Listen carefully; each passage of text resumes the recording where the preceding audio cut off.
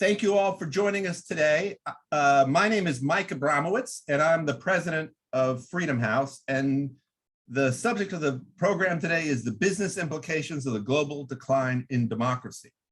For the past 4 years, it's been my honor to head this organization, which is focused on trying to defend freedom and democracy around the world. And these efforts have sadly become more pertinent over the last number of years. The focus of our discussion today is going to be the steady global decline of democracy over the last 15 years that we've chronicled at Freedom House. But today we're going to look at it from a business perspective, because the reality, in our view, is that if the current trends continue, business stands to lose the freedoms and protections that have enabled them to thrive for decades. Numerous reports show that stable, transparent governments built on respect for human rights and the rule of law foster environments that are conducive to successfully establishing and operating private business.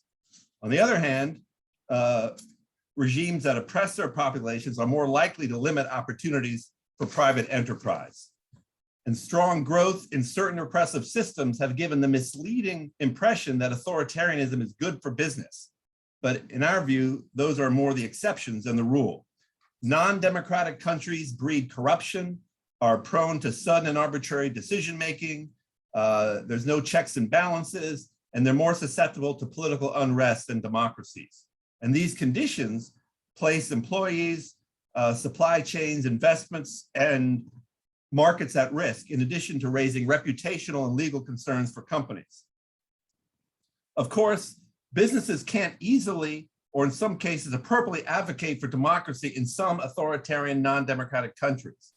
But businesses can, and some do, advocate for human rights and labor rights and civic space and civic freedoms, the rule of law and accountable governance.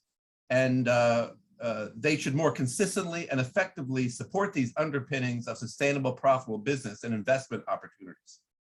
So I'm very glad today to have the opportunity to introduce you also to Freedom House in the hopes of earning your support of our important mission. And one of the things we're going to try to do today is show you how our data might be useful to you in their work. Just a very quick summary of Freedom House. We were founded in 1941, so we're going to be celebrating our 80th birthday later this year as an organization dedicated to countering American isolationism during the Second World War. Our founders included First Lady Eleanor Roosevelt and former Republican presidential candidate Wendell Willkie. And I mention that mainly because it's sort of difficult to imagine that kind of partnership of rivals today with our deep political divisions and segmented information environment. But we're very committed to nonpartisanship at Freedom House, very much so. And we have members of both parties and independents on our board, something we're very proud of. Our vision is a world where all people are free. And we do basically 3 fundamental activities. We're probably best known for our comprehensive reports on the state of freedom in the world, which is why we know there's been a decline in freedom for the past 15 years. So our flagship report, Freedom in the World, provides critical information and analysis about the rule of law, privacy, corruption, the functioning of government, human rights, and core freedoms. And you can hear more about that from one of my colleagues shortly. Freedom on the net is also very important for businesses. It tracks internet freedom around the world, including the free flow of information, the protection of free expression, access to information, privacy rights, and freedom from both legal and extra legal repercussions of arising from certain online activities.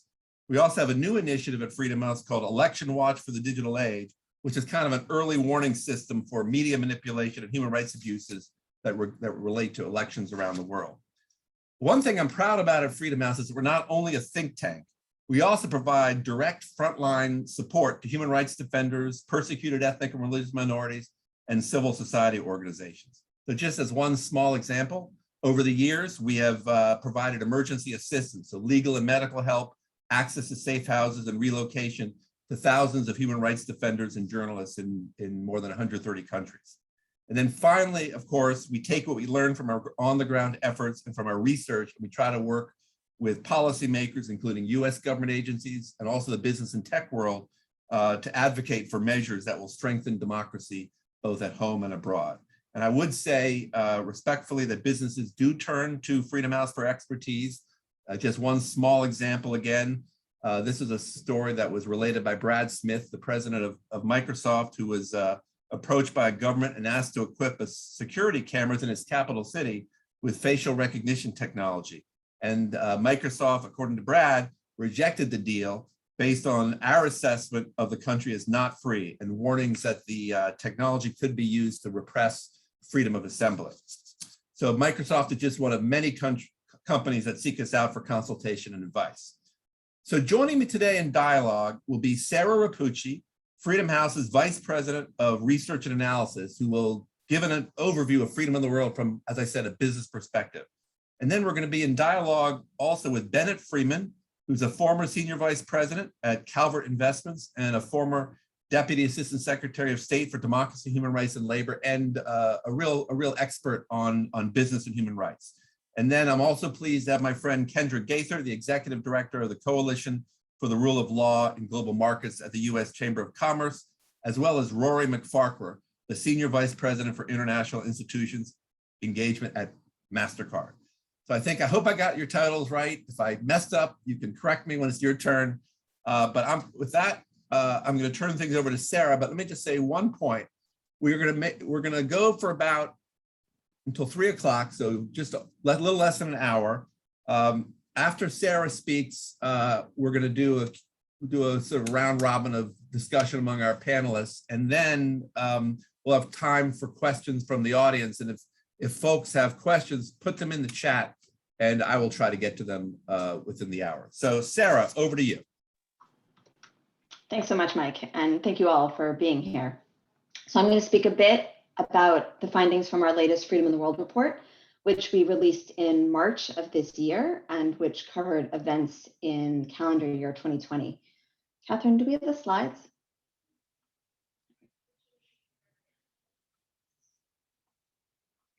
And go to the next one. Great. So I'll start with a bit of background about Freedom in the World.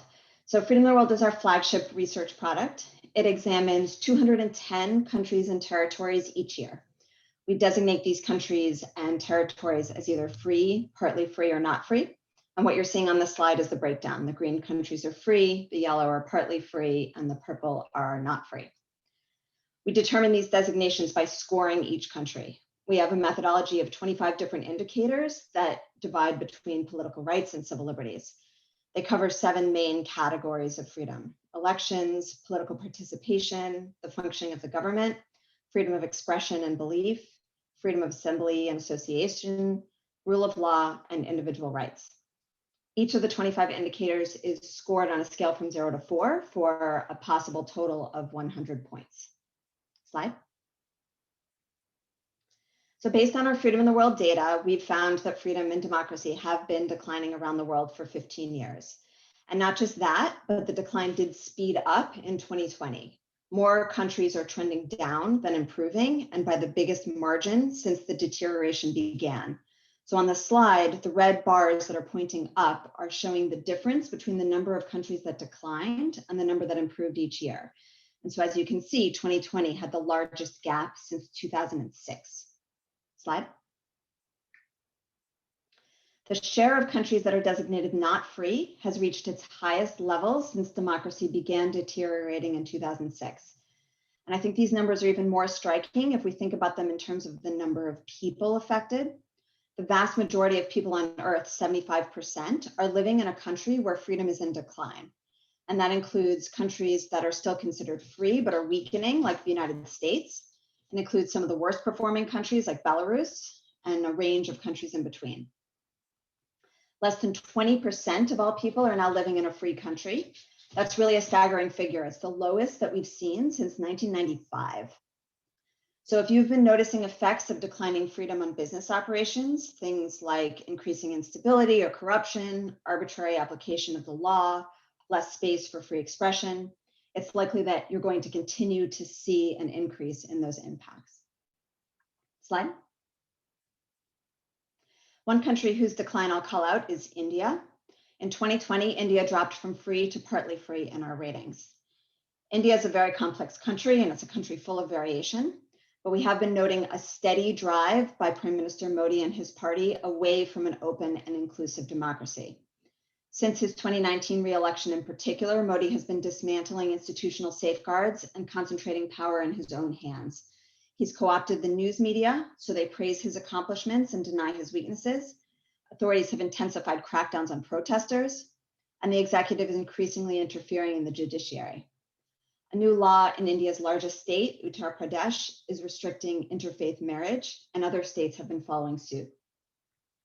Given India's importance as a major market, as a source of labor, as a trading partner and an investment destination, the path its democracy takes is going to have major impacts for multinational businesses. Slide. Moving now to COVID. The fact that democracy declined more steeply in the year of the pandemic is not a coincidence. All types of governments increased repression and cited COVID as justification. In research we did last summer, we counted 91 countries that experienced some kind of restriction on the news media, for one example, as a result of the outbreak, 91 countries. But I think the real risk for freedom is not the harms that COVID has already caused, egregious as they are. It's the impact that may last long after the health crisis has passed. We're already seeing this in Myanmar, where Aung San Suu Kyi and the democratically elected president were charged months after the fact for breaking COVID-19 rules against interacting with crowds during the campaign period. In other countries, laws have been passed, such as constitutional amendments in Hungary, that will remain in place well into the future. And certain leaders, such as the Rajapaksas in Sri Lanka, were able to consolidate their power during the vacuum of COVID quarantines and entrench themselves in a way that will be difficult to reverse. So we expect COVID to indirectly put pressure on freedom long after the direct effects have subsided. Slide. Democracy is also weakening here in the United States. The United States is still a free country in our ratings, but its score fell by 3 points in 2020 on our 100-point scale. That's actually a really large drop for an established democracy in a single year for freedom in the world. And the decline is not new. We've been tracking a decline in the US score over the past decade for a total of 11 points over those 10 years. As Americans, I think we tend to think of ourselves as special in the world, and in a lot of ways we are. But our data show that we're no more protected from democratic backsliding than any other country. As you can see from the graph, the decline in democracy in this country is not tied to one political party or to which president is in power. It's due to systemic weaknesses in our democracy. And I believe that the truly frightening possibility is that someone is elected US president who is really systematic in their consolidation of power and in it for the long run, as we've seen in Hungary. We're not in a crisis in this country yet, but the warning signs are all there. We need to shore up our system before the erosion starts to snowball. Slide. I'll speak now a bit about some of our specific indicators at the global level and what they show. So first, assembly. We actually have 3 indicators related to this topic: freedom of assembly, freedom of association, and freedom for trade unions and other labor organizations. You can see here the distribution of these scores in different regions. These indicators are each scored on a scale from 0 to 4, where 4 is most free.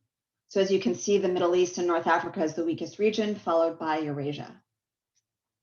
As my co-panelist Bennett has argued, businesses benefit from the same environment that supports civil society, one defined by the rule of law, accountable governance, and basic civic freedoms. When free association is under threat, business interests are also likely under threat. Businesses also depend on the ability of human rights defenders to expose abuse and demand accountability and reform. So staying abreast of these indicators is crucial to business sustainability. Slide. This relates to another data point from our 2021 edition. We looked at the countries and territories that were part of the massive pro-democracy movements that you may remember started in 2019. We tallied up 13 countries and territories that had a major protest that year. Of these 39, 23 of them saw their overall freedom decline in 2020. So that's 60% of protests leading later on to a decline. I think this is important to consider because protests are often taken as a sign of a democratic opening. And we at Freedom House certainly agree that protests are an important indication of popular will for freedom and the universal desire to hold abuse to account. But given that most of these protests are instigating further repression, We need to see future protests, for example, what's happening right now in Colombia in this context. Slide.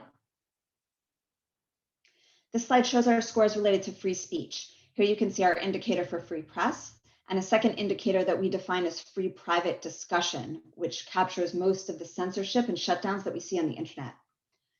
As you can see, the distribution of these scores across regions, MENA and Eurasia, are weakest once again. The ability of journalists to report on local conditions is another asset for business. We're seeing with the Apple Daily News just today in Hong Kong, the intolerance of repressive governments for dissent. And that can mean that information that's crucial for business operations is also suppressed. A free and open internet has also become essential, and only more so under COVID. Our Freedom on the Net report has documented an increase in internet shutdowns. Freedom on the Net covers 65 countries globally, and it saw an increase from 15 of those countries in 2016 to 22 countries in 2020, in which the government shut off connectivity intentionally. Companies may also have a moral case to act when the environment for free speech is so restrictive that it impedes or even threatens the lives of their employees, their customers, and other stakeholders. Slide. Here we have our scores on judicial independence and due process, which underpin the rule of law. Eurasia beats out the Middle East in this case for worst performer. Strong rule of law provides a predictable business environment and also fair right of redress in cases where accusations of abuse occur. And some companies, such as those selling technology used by law enforcement, also must consider their normative responsibility under the UN guiding principles in relation to how their products may be misused for abusive purposes. Slide. I'll close now with China. China is an exception to many rules, and it's a country that presents particular human rights challenges for business. In our scores, China is among the 15 lowest performing countries in the world, with a total score of 9 out of 100 points. China is weaker on political rights than civil liberties, and that's even accounting for the fact that in our 100-point scale, we only have 40 points for political rights and 60 points for civil liberties, but still scores proportionally weaker on political rights. China actually scores -2, which is possible because we have a special question that deducts points for those countries that are engaged in forced ethnic change, as we're seeing right now in Xinjiang province. But China's not monolithic, and we see many sparks of dissent. We hope that businesses will be a partner in making positive change in China and helping to open up this really highly repressive system. So I will stop there, and I'm happy to delve into any of this during the Q&A. Thank you.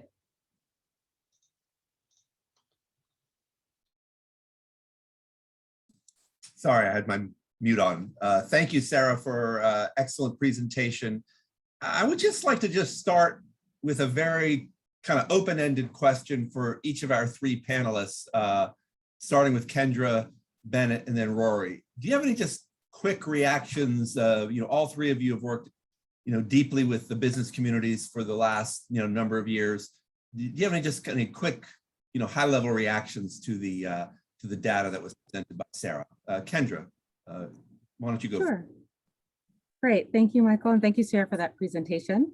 Here at the Chamber, I run our Coalition for the Rule of Law in Global Markets. And one of the issues that we've been focused on is highlighted very directly in the reporting that you're doing. Our coalition defines rule of law from a business perspective. And in particular, in developing our rule of law, we drew inspiration from the work of Freedom House, because we think reports like this that highlight challenges in terms of freedom of the world can be a basis on which to look at the work. And in particular, the points that Sarah just kind of closed on as it related to judicial independence and rule of law. Those are two pillars that undergird 5 factors that we look at when we make the case for why business cares about the rule of law, while business cares about the importance of democracy and being able to navigate an environment that is predictable, that's stable, where governments and all actors are accountable, where the rules are transparent and equally applied, and there's due process when conflicts arise. So my immediate reaction is that absolutely these are the kind of things that are really part of the calculus that our members are taking into account when making business decisions. And what we've been really focused on in terms of our message aligns with what Sarah showcased. It's that this period of COVID, whether by unintentionally or intentionally, has created a lot of additional challenges in terms of a space to navigate.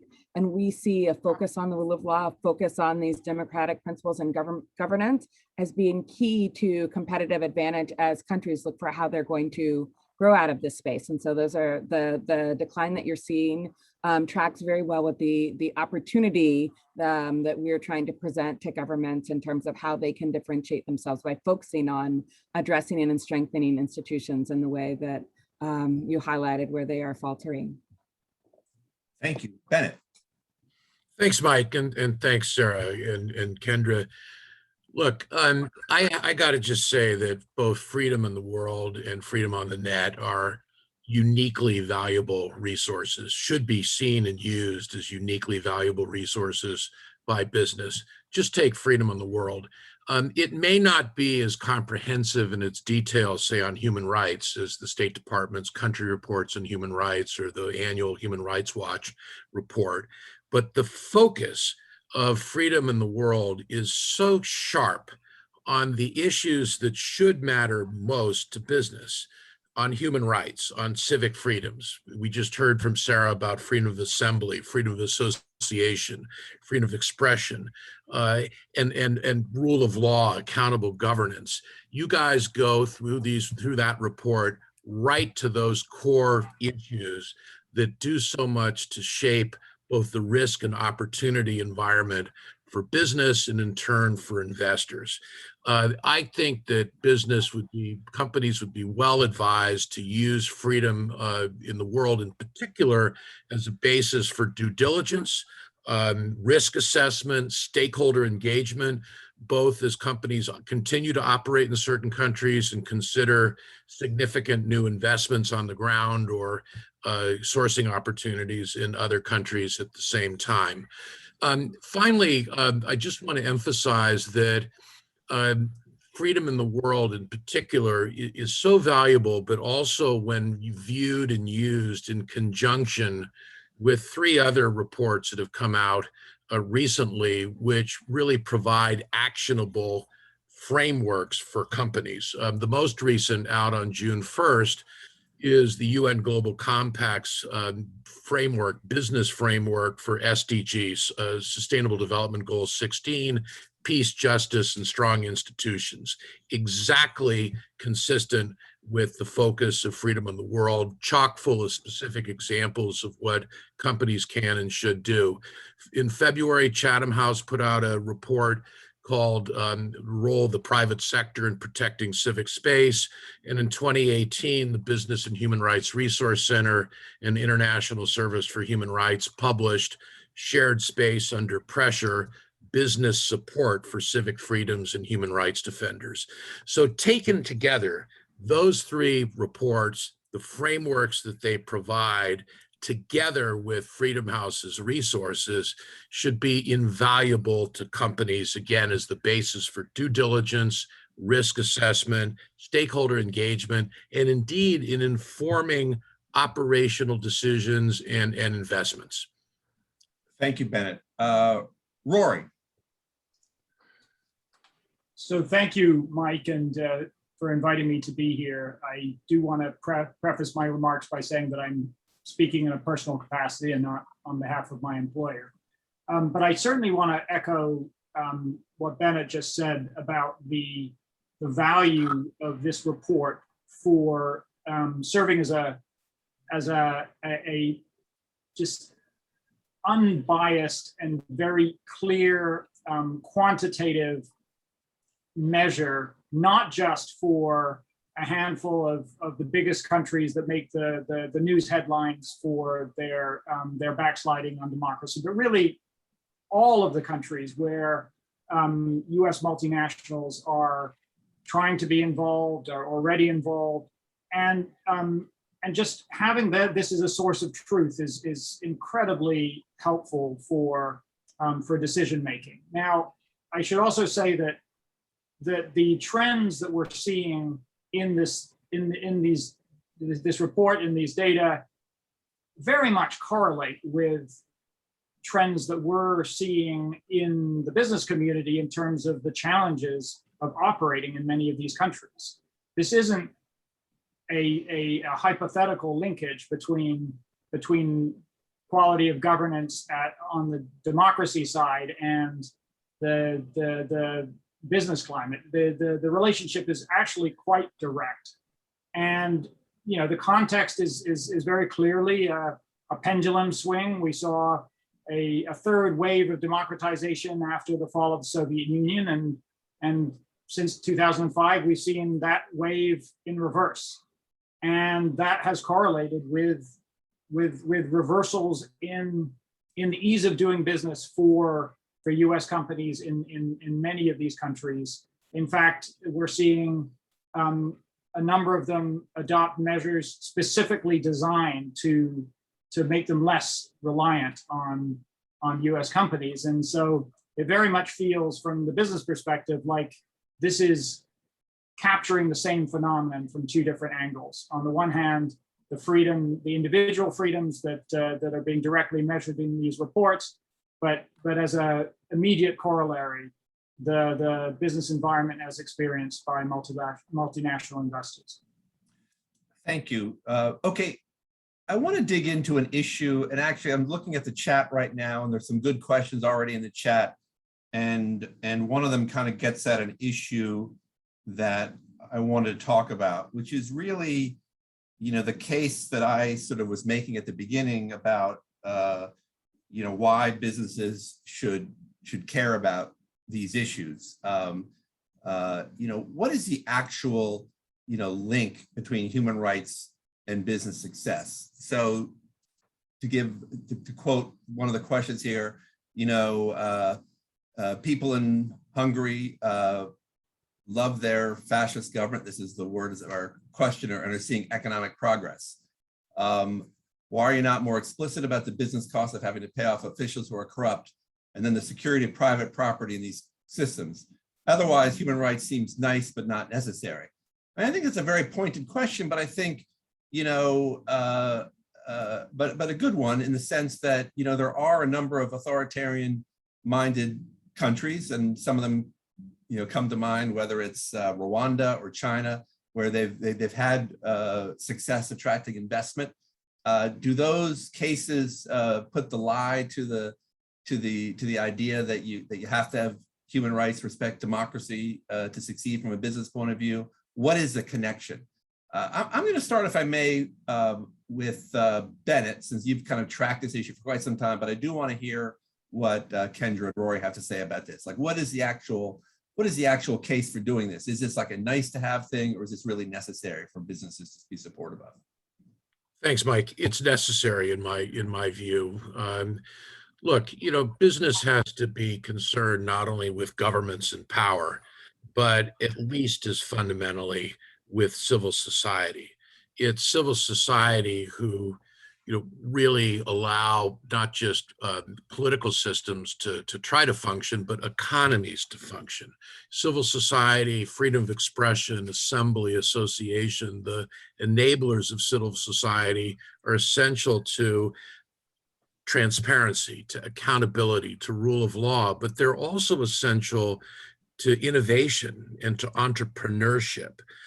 Sure, China is a counterexample in some significant ways, but the last word has not been spoken on that issue, as there's now a conflict between China and many governments elsewhere in the world, and indeed with companies that have been severing their links to suppliers in China using forced labor of the oppressed Uyghur minority.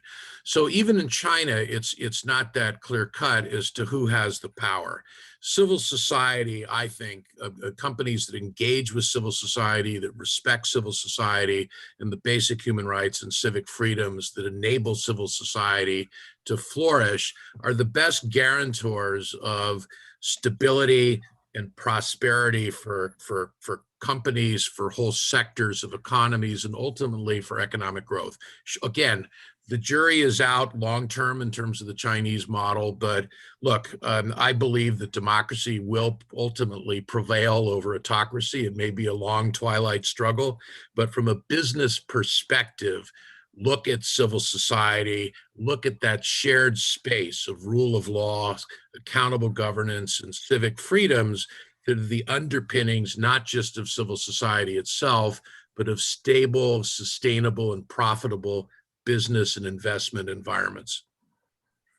Kendra, when you speak to your members at the chamber, is this I mean, you're a rule of law, democracy, human rights person. Is it a hard case to make to your members, or do they see this as something that's in their interest? Well, I think it's a great question. I think that Bennett laid out a great moral imperative. And I would add also that what we see in terms of a trend is that there's a correlation. It's very clear correlation in terms of what we call an ecosystem or a culture of integrity. And so the challenges in terms of how rules and laws are applied or misapplied or not applied that lead to human rights challenges are the same challenges that lead to a failure to apply laws equally and fairly that enable business. And so it's the precise same ecosystem where success in protecting rights generally means that human rights are protected. It means property rights are protected. It means intellectually and technological rights are protected. It's the same set of actors involved. And Bennett made reference very specifically to civil society. In the work that we do in our Rule of Law Coalition, we believe that this is a whole of society approach that really needs to be taken to strengthen rule of law. So we convene, just as Freedom House is doing today, and throughout your work, we work closely with government, civil society, and business to bring all together because all have a stake in promoting and protecting the rule of law. Whenever there is a challenge or there are weak systems, when you talk about corruption, it's a symptom of weak systems. When there are challenges to rights, it's a symptom of a weak system. And so we focus very much on the fact that when you strengthen those institutions, it creates opportunities that support citizens who are the consumers, and of business products, but also it supports those same business rights in this space. And that's why we took care to define rule of law from a business perspective, because often it's hard to separate them, but we wanted to be able to showcase that there's a parallel between the rights and the environment that creates support for business success. It's precisely the same rights that create support for human rights, the peace and just and civil societies, the sustainable development goals are focused on. And if I might make one additional sort of COVID-related point, one of the challenges that our coalition focuses on is around the challenges of illicit trade. Again, this is a space where illicit economies thrive in an environment where institutions are not as strong and they're not as well correlated. And so what we found is that our companies were able to intervene and provide insights where counterfeit goods were being promoted, or maybe legitimate goods were being smuggled through corridors are the same corridors that are used for illicit goods and for human trafficking. And so anytime that companies can play a role in strengthening those systems, it has benefits for the whole of the system in order to protect all involved. And so those same corridors and those same weaknesses that affect the ability for citizens to have strong human rights protections also are the same ones that allow for business environment and business rights to be respected. So they're very closely linked in our minds.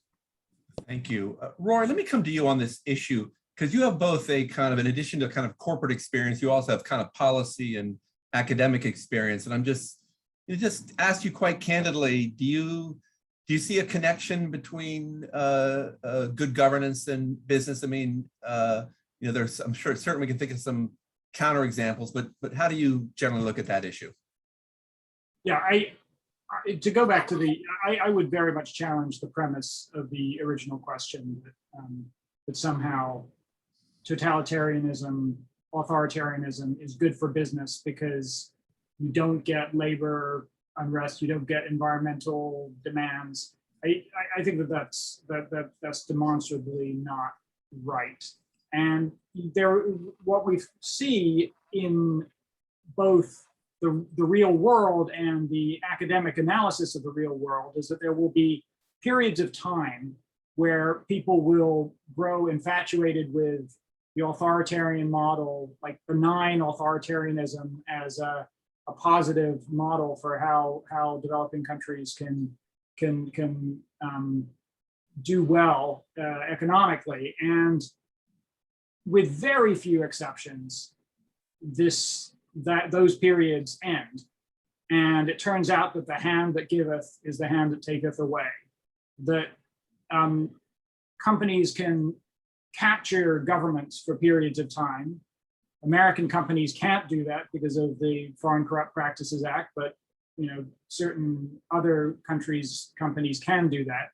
But it tends not to end well. And so if for companies that are bound in their home markets to the rule of law, especially in an era where ESG pressures are now emerging not only through investors and through the cost of capital, but also increasingly through employees that are demanding much more of their companies and demanding that their companies act as good corporate citizens.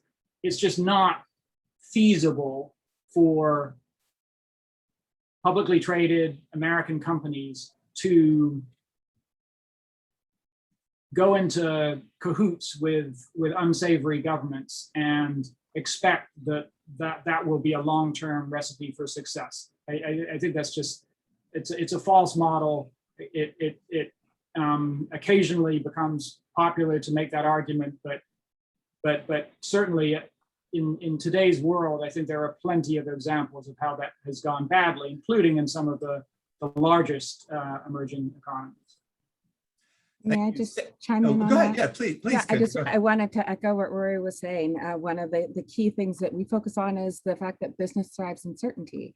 And there's this perception that companies take advantage of gray areas in order to get advantage over a competitor, but it really puts your brand at risk. It puts your work at risk. It puts the predictability of your company and its systems at risk, and it certainly puts your rights at risk. And so, and as much as there are, areas of greater uncertainty created by the way that governments conduct their business, it creates that much more challenges for companies. And so I just wanted to add that that's a very clear point and upvote his statement.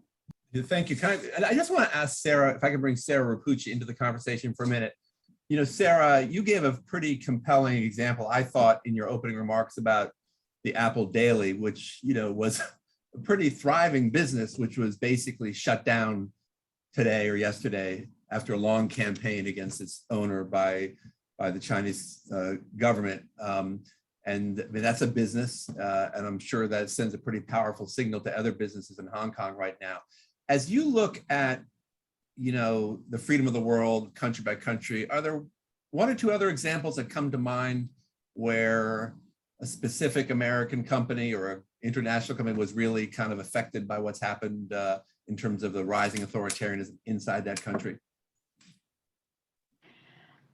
I think I'd go back to the example that was given of Hungary, and just think for a minute about what that looks like on the ground. I mean, this is a case of a backsliding democracy. So it's a democracy that many people took for granted was consolidated and wasn't to worry about anymore, and now has slid quite far backwards.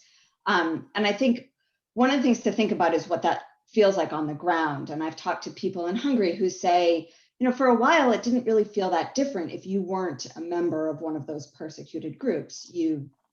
Your life pretty much went on normally. And I think for business, it appeared the same. But what you see is the way that these leaders are pulling the string and the way that they're consolidating the power. That speaks to the instability that everyone is mentioning, and that you don't really know where that's going to go. So at first, Hungary was targeting the opposition. Then they were targeting migrants because they made a really good scapegoat.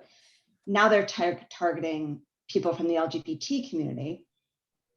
This is very quickly starting to impact key stakeholders of business, employees, customers, people who they need to be thinking about. It's not just those people on the fringe of the border, it's people inside their own walls.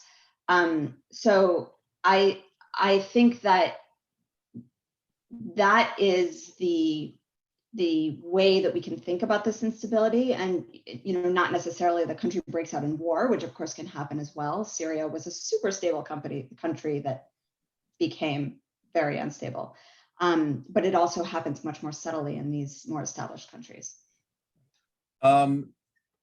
We have about 20 minutes left. I'm getting some questions. I'm going to try to get to them. Let me turn to an episode that happened a few months ago in our own country here in the United States, where you had a development of a new voting rights law in Georgia, and then also now in other states as well, that that a number of American businesses, kind of stepped off the sidelines and were quite vocal in their criticism of those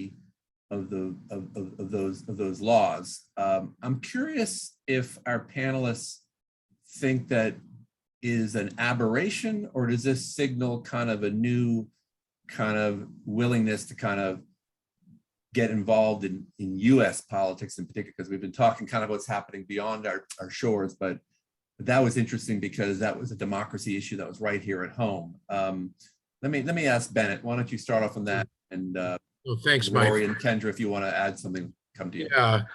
Yeah, I've been directly involved in these issues even since before the election, going back to October. And I just want to emphasize how historically significant the intervention, and intervention is not too strong a word to characterize the statements by the U.S. Chamber of Commerce, the Business Roundtable, and the National Association of Manufacturers, first together jointly on October 27, supporting the integrity of the election process, the security of mail-in ballots, and the peaceful transfer of power, then issuing separate statements over the next couple of months, including Saturday, the 7th of November, essentially validating Biden-Harris, and not because they necessarily supported Biden-Harris, but because they supported our democratic electoral process.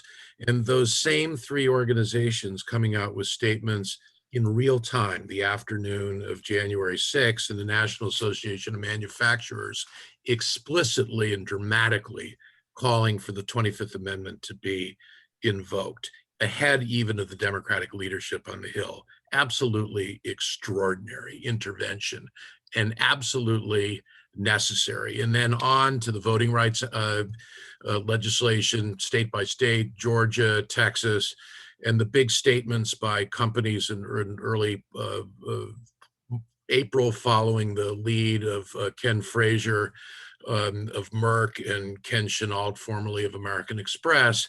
So you saw really unprecedented support from American CEOs, major companies. We haven't seen, though, consistent or to some sufficient follow through the last couple of months. We know what happened last night with the Republican filibuster of the Voting Rights Act.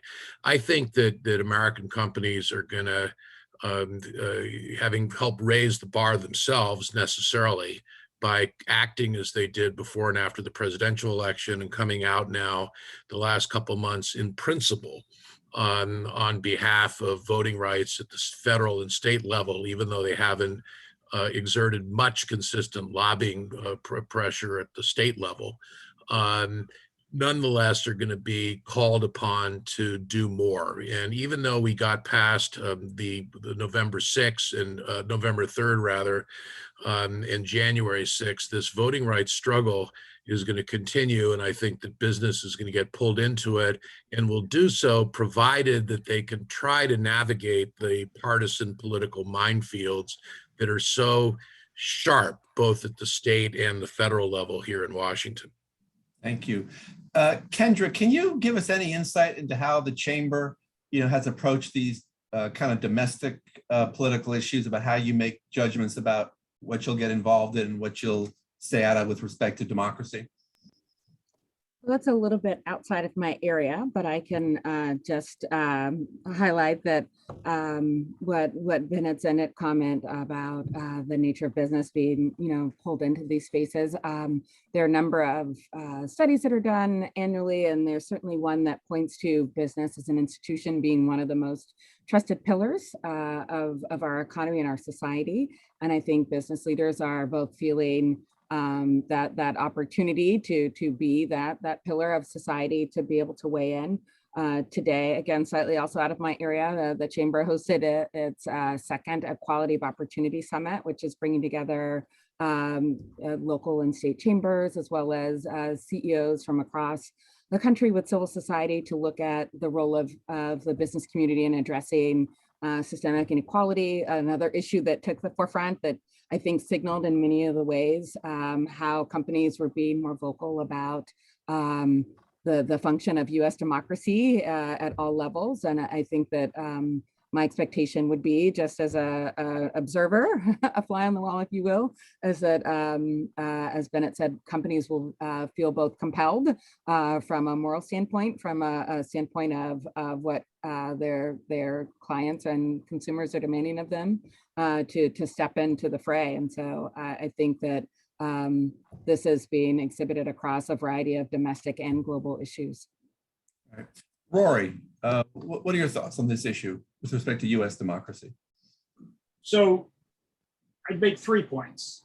So first, and I think Bennett touched on this as well, there is going to be a real distinction between partisan politics, where I'd say most publicly traded companies will be quite reluctant to wade in. And then questions of the resilience of our democratic system, the special sauce that has made America so successful over the centuries of its history.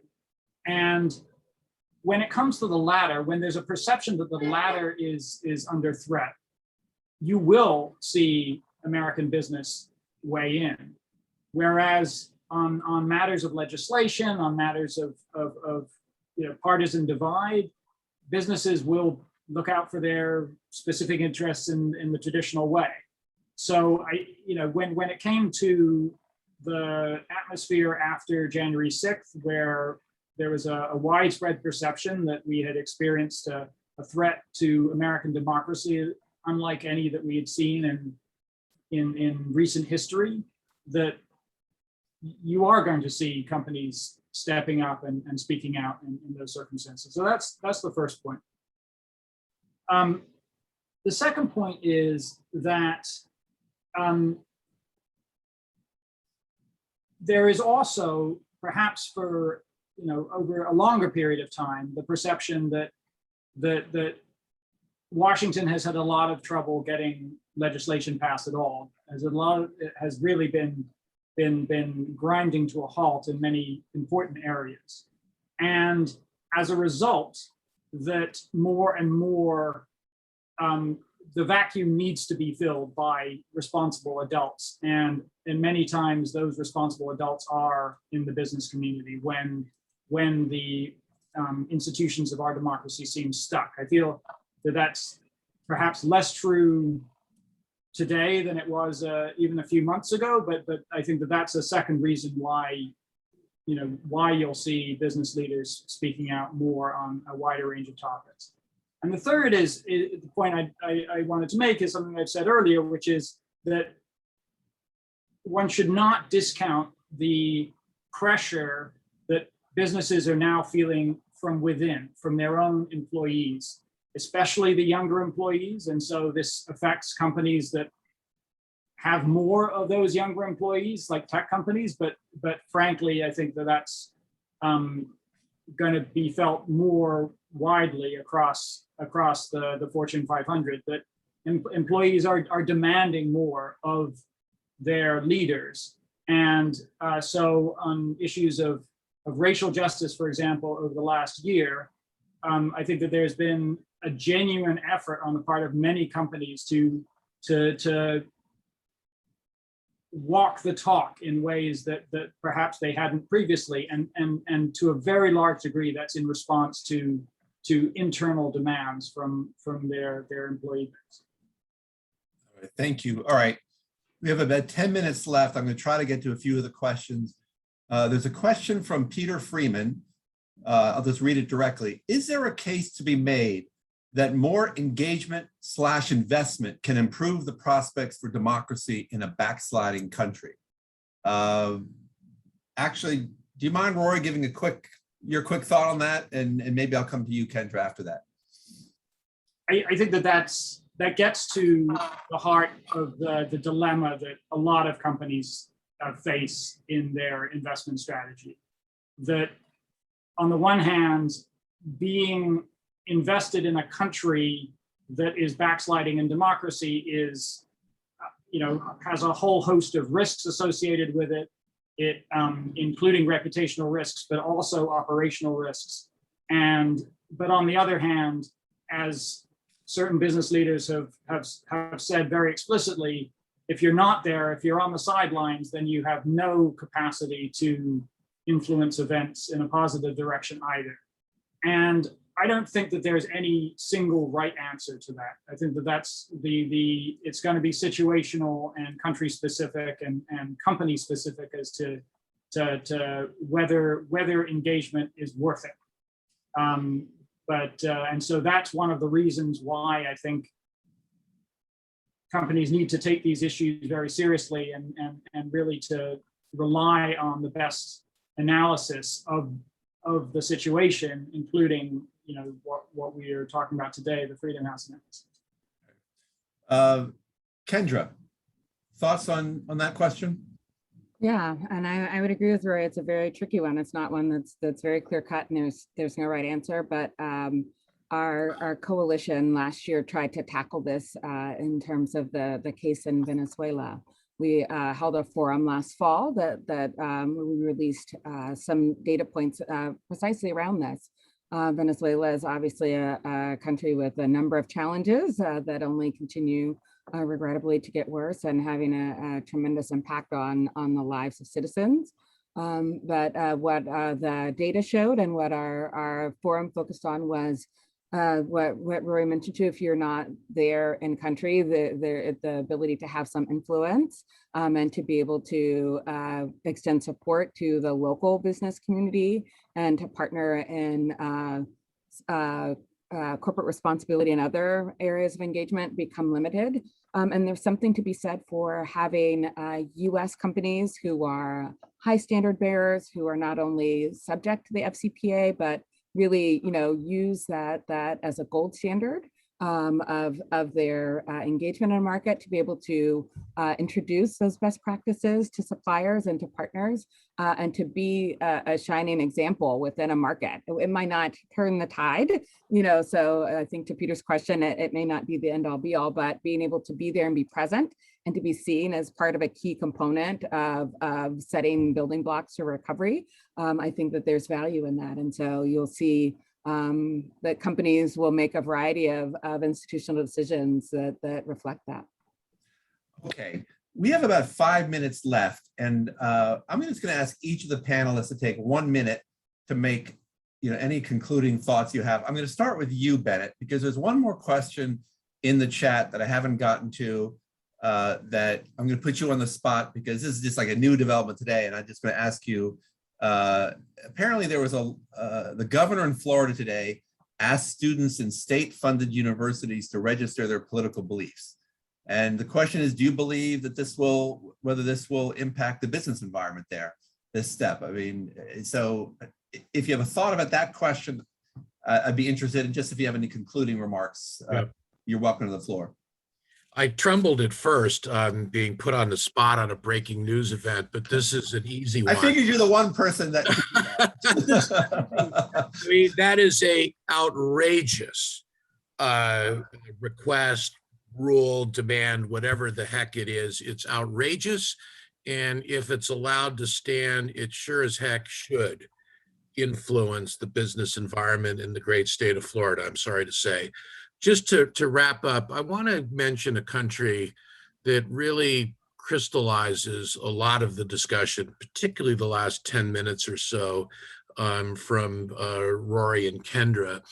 And that's Burma, Myanmar. It's hard to know which name to use. I tend to use both. But the point is that it was exactly the transition to democracy beginning in 2011, 2012, that attracted foreign multinational corporations, not least US multinationals, not least among them GE, Coca-Cola, many others, to come to Burma, Myanmar for the prospect of democratic transition, democratic institutions, rule of law, accountable governance, respect for human rights, labor rights, with no illusions that any of that would be achieved overnight, but at least that was the destination, or at least the aspiration, and that tangible progress would be made towards those values and interests.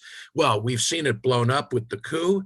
And the point here is that just a couple of weeks after the coup, at the beginning of February, you saw 36 foreign multinationals, including a dozen or so American multinationals, joined by a couple dozen at least local Burmese companies, denounce the coup. Has their statement made any impact yet? No, but this remains to be seen. It's playing out. But Burma, Myanmar really is a dramatic and I think potentially historic example of a country that attracted this kind of investment in the future of stability, democracy, and prosperity, and now it risks losing it. And the good news, at least, is that these companies have stood up and are being counted, even if it's not making much difference yet. You know, the push will come to the shove when we see what Total and Chevron and others do with revenue payments to the government. It's all still in play. Stay tuned, but it's an example of the magnetic positive effect that the transition to democracy can have, and then the role that companies can at least try to play when democracy and freedom and human rights are under attack. Thank you, Bennett. That's a very good example, and I appreciate you raising that. Kendra, any final thoughts from you? Yes, I obviously sit here at an institution that is focused on the pillar of free enterprise.